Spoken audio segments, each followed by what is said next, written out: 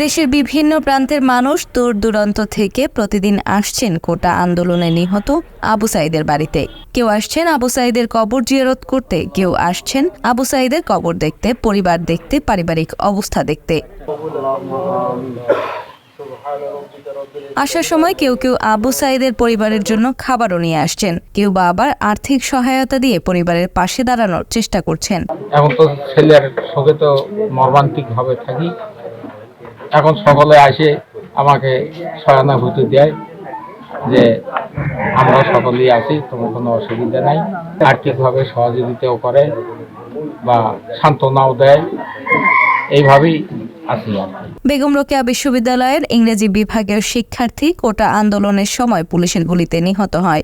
শহীদ আবু সাঈদের আত্মত্যাগের বিনিময়ে আমরা আজ নতুন স্বাধীন রাষ্ট্র পেয়েছি, এমনটাই মনে করেন সংশ্লিষ্টরা।